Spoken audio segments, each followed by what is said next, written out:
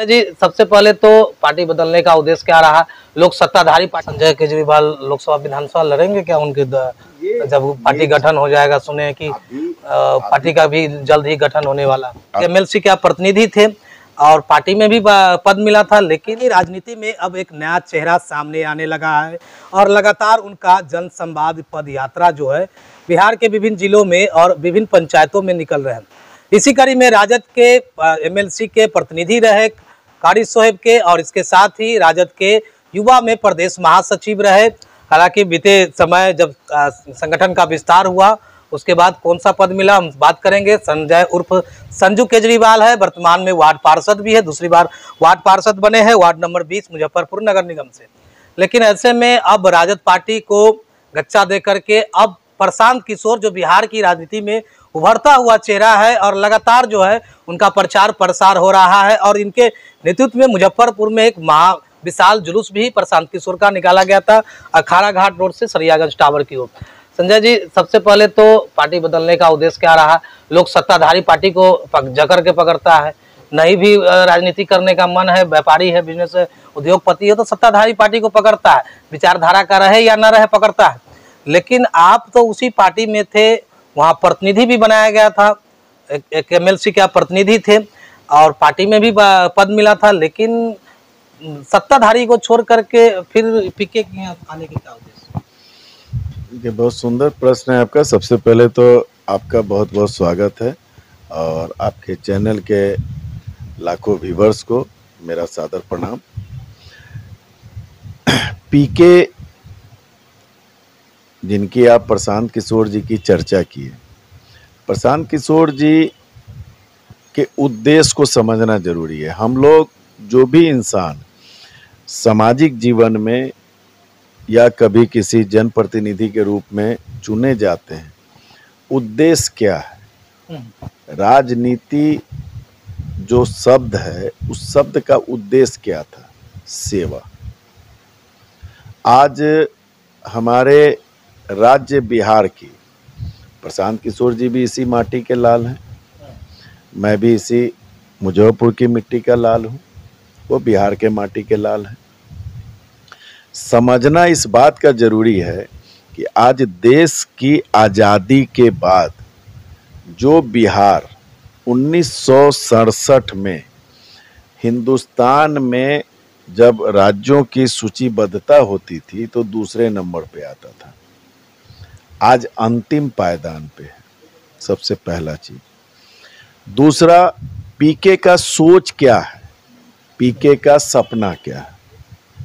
पीके ने अपने अभी तक करीब करीब 3700 गांवों का 9 जिले का पदयात्रा के दरमियान उनकी बातें जो आप सोशल मीडिया के माध्यम से, आप न्यूज़ पोर्टल के माध्यम से जब मुझे सुनने में आई, मैं बड़ी गौर से फॉलो करने लगा, तो मुख्य उद्देश्य पहला क्या था कि आपके बच्चे की पढ़ाई क्या बिहार में हो पा रही है? क्या सरकारी स्कूलों की व्यवस्था क्या है? जो गरीब है उनके बच्चे पढ़ नहीं पा रहे हैं, जो पैसे वाले बच्चे हैं उनके बच्चे बाहर जाके पढ़ रहे हैं। मतलब एक समय आवेगा कि गांव का गांव, माँ बाप बुजुर्ग हैं, बेटा क्या तो गरीब मध्यम वर्गीय है तो नौकरी करने गया है, रोजगारी कमाने गया है, और पैसे वाले का बेटा है तो बॉम्बे, पुणे, दिल्ली में बड़ी कंपनी में काम कर रहा है।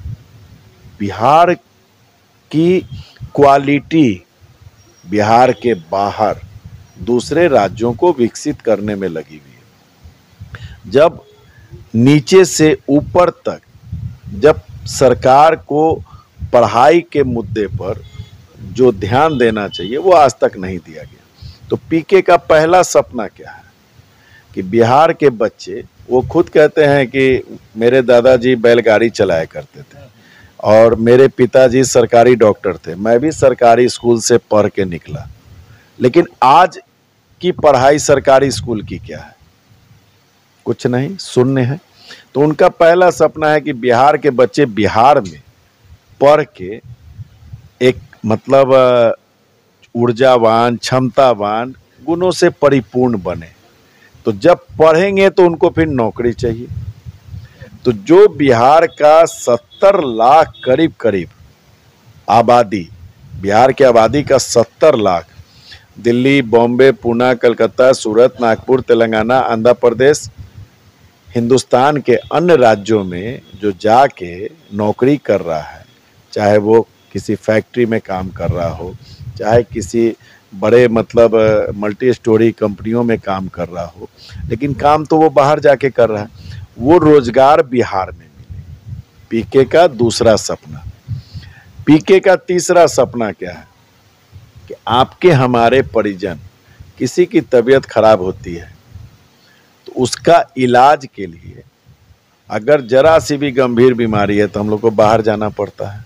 सीधे डॉक्टर कह देता है दिल्ली जाइए, बॉम्बे जाइए, कलकत्ता जाइए। वो इलाज बिहार के हमारे आपके परिजनों का इलाज बिहार में हो। सरकारी अस्पतालों की क्या दुर्दशा है ये आप लोगों से छुपा हुआ नहीं है। चौथा सपना पीके का क्या है? चौथा सपना ये है पीके का कि किसानों को, किसान हमारे अन्नदाता है,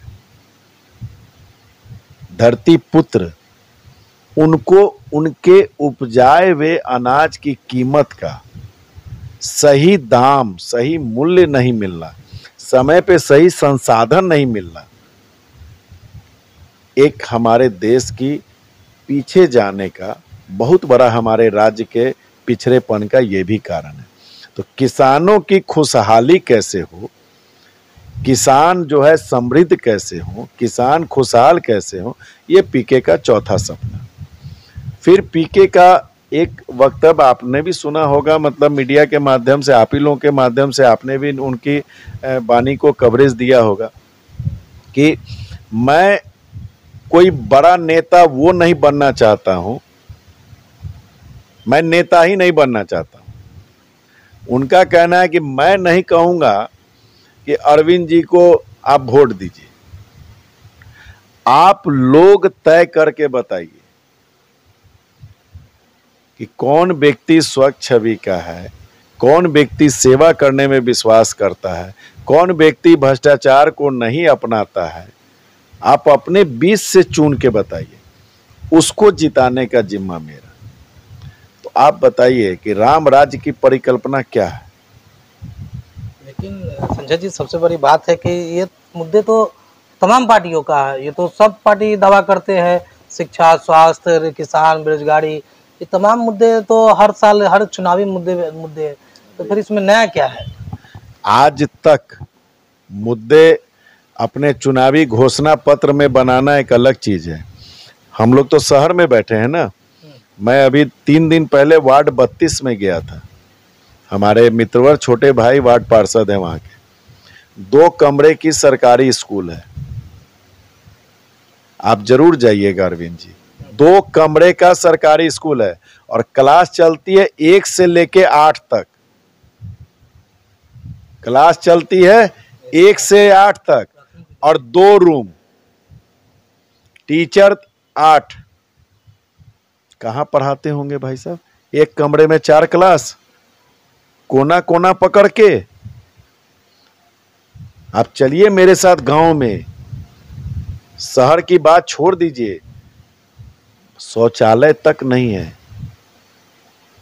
आप बैंक रोड में, मेरे वार्ड की सरकारी स्कूल है, आदर्श मारवाड़ी मध्य विद्यालय, बाथरूम नहीं है, पानी का कनेक्शन नहीं है। कौन सी शिक्षा की बात करते हैं?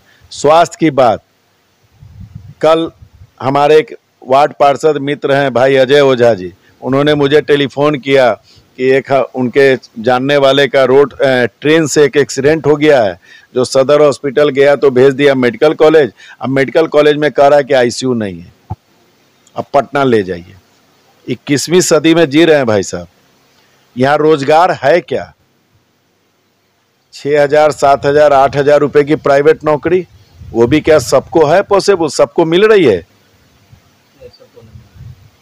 वो तो हालात व्यवस्था तो है, शिक्षा। ये मुद्दे उठाना एक अलग चीज है, अपने घोषणा पत्र में डालना अलग चीज है। पीके का क्या कहना है कि आपने मैं नाम नहीं लूंगा चूंकि मैं पीके हूं नहीं, मैं उनका एक फॉलोवर हूं, लेकिन मैंने जो सुना, मैं पर्दे में आपको ये कहता हूं, पीके का कहना है कि आपने किसी को वोट दिया कि देश राष्ट्र हित में, तो देश राष्ट्र हित में वोट दिया, किसी को वोट दिया राम मंदिर के नाम पे, तो राम मंदिर भी बन रहा है। आपने राज्य में किसी को वोट दिया बिजली के नाम पर, तो बिजली घर घर पहुंच गई। अब बिजली का बिल 2000 आवे या 5000 आवे, उससे क्या फर्क पड़ता है। कभी आपने, वो संवाद करते हैं हम बिहारियों से, कभी आपने, वो हमारी माताओं से पूछते हैं, अभिभावकों से पूछते हैं कि कभी आपने वोट अपने बच्चे के पढ़ाई के नाम पे दिया, तो लोग कहते हैं नहीं। कभी आपने वोट अपने परिजनों के इलाज के नाम पे दिया, तो कहते हैं नहीं। किसानों से पूछते हैं कभी आपने अपनी खुशहाली समृद्धि के लिए वोट दिया, तो कहते हैं नहीं। वो पूछते हैं कि कभी आपने रोजगार के नाम पे वोट दिया, तो कहते हैं नहीं। आज तक लोग ठगते आए हैं। आज क्या, मैं एक छोटा सा प्रश्न पूछता हूं, प्रशांत किशोर जी के विषय में लोग कहते हैं कि वो चुनाव के बहुत बड़े रणनीतिकार हैं, चाणक्य हैं, देश की 10 राज्यों की सरकारें बनवाई, केंद्र की सरकार बनवाई। क्या उस व्यक्ति को, क्या ये पद यात्रा करके अपना वो करोड़ों के कमाई का कारोबार छोड़ के हमारी बिहार की मिट्टी का कर्ज ही तो अदा कर रहा है ना। आज तक आपने, अरविंद जी, आप बहुत दिनों से पत्रकारिता में हैं और चूंकि आप अपने खुद के, अपने मेहनत के बल पे आपने अपनी पहचान बनाई है। आप इतने दिनों में कोई ऐसा नेता बता दीजिए जिन्होंने एक एक गांव की रोड की धूल फांक के अलख जगाने का काम किया हो। मोदी जी भी वर्तमान की स्थिति में ऐसा कोई नेता नहीं है। आदरणीय मोदी जी भी संगठन का काम देखते थे, न विधायक थे न सांसद थे, सीधे उनको गुजरात का मुख्यमंत्री बना के भेज दिया गया, ठीक है। लेकिन एक मेरे जीवन में एक पहला शख्स ऐसा आया जो कहता है कि आप, मैं कोई राजनीतिक दल नहीं हूं, उनका कहना है कि आप वोट अपने बच्चों के लिए दीजिए, तब वो सुविधा मिलेगी आपको। कल तक आपने बिजली के लिए दिया तो बिजली मिली, आप कहिए कि वोट हम उस पार्टी को देंगे जो हमारे बच्चे को यहीं पढ़ावेगा, बिहार का बच्चा हमारा बिहार में पढ़ेगा। संजय जी किस लेकर के वो जन स्वराज पार्टी से लेकर, मुझे आपने जैसे पहले कहा सत्तारूढ़ दल, मैं चूंकि मेरे जीवन के विषय में अरविंद जी आप बेहतर जानते हैं कि मैं अगर आज 2 टर्म से अगर वार्ड सेवक के रूप में काम कर रहा हूं, तो आप लोग बेहतर जानते हैं, अपने मुंह से बोलने की कोई बात नहीं है। मेरे लिए 1 रुपया भी कोई कमाई करना वो गुनाह है। मेरी बात सुन लीजिए, लोग सत्तारूढ़ दल में इसलिए जाते हैं।